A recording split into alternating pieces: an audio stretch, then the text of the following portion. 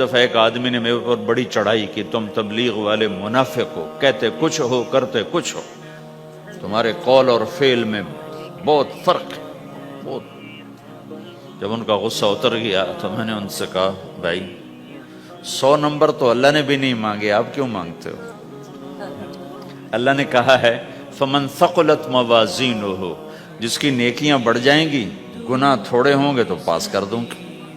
تو 100 نمبر تو اللہ نے بھی نہیں کہا کہ ایک گناہ تیرے کھاتے میں نہیں ہونا چاہیے، 100/100 نمبر لے گا تو جنت دوں گا، نہیں تو ریپٹ مار کے جہنم میں ڈالوں گا۔ تو 100 نمبر تو اللہ بھی نہیں مانگتا، اسے پتہ ہے میرا بندہ کمزور ہے، کبھی گناہ کرے گا کبھی نیکی کرے گا۔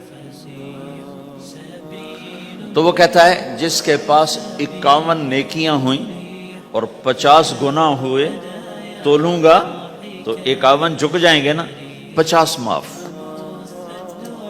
مثال دے رہا ہوں، ہمارے علاقے میں ایک زمیندار تھے، وہ ذکر بھی بہت کرتے تھے، گالیاں بھی بہت دیتے تھے، ادھر سبحان اللہ تیرے فلانے، الحمدللہ کے ساتھ ایک پھکڑ تولتے تھے، ساری زندگی وہ ایسا ہی کرتے رہے۔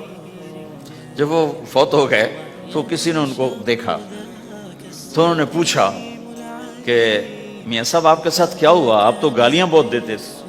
خود انہیں یہ پوچھ رہے آپ تو گالیاں بہت دیتے تھے، تو آپ کے ساتھ کیا ہوا؟ کہ اللہ تعالیٰ نے میرے ذکر اور میری گالیوں کو تولا تو میرا ذکر بڑھ گیا تو میری بخشش ہو گئی۔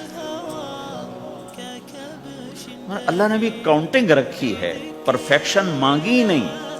اگر اللہ پرفیکشن مانگتا تو پھر آپ کہتے تم کرتے کچھ ہو کہتے کچھ ہو، اگر میں کہتا صحیح ہوں تو ایک نیکی تو کر رہا ہوں، اور کرتا نہیں ہوں تو ایک گناہ کر رہا ہوں، کیا پتا میرا رب میرے کہنے کے تو فعل میرے نہ کرنے کو معاف کر دے۔ بس ایک صورت میں ہے کام خطرناک کہ اگر میں اس کہنے سننے کو اپنی دنیا بنانے کا ذریعہ بنا لوں پھر خطرناک ہے۔ تَأْمُرُونَ النَّاسَ بِالْبِرِّ وَتَنْسَوْنَ أَنفُسَكُمْ وَأَنْتُمْ تُتْلُونَ الْكِتَابَ، وہ یہ آیت ہے۔ لیکن اگر میرے اندر اخلاص ہے تو پھر میں انسان ہوں، کبھی اچھا کروں گا کبھی برا کروں گا، لیکن میرے ذمہ صدا لگانا ہے۔ تو بھائیو اس تبلیغ کے کام کو کرتے رہنا اس سے ایمان بنتا ہے، ایمان سے دین وجود میں آتا ہے۔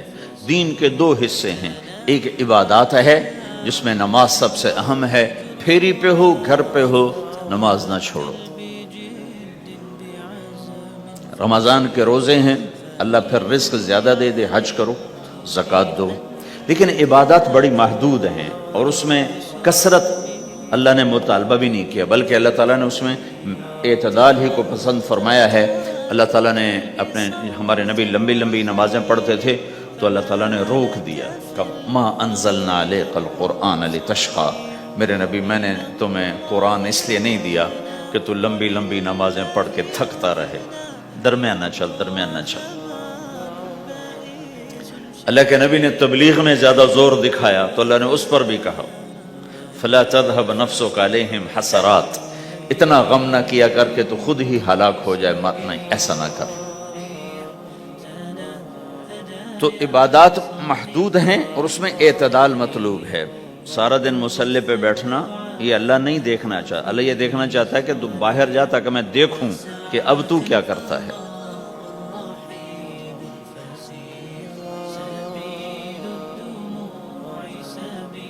دوسرا حصہ اس کا اخلاقیات ہے، آپس کی معاشرت ہے۔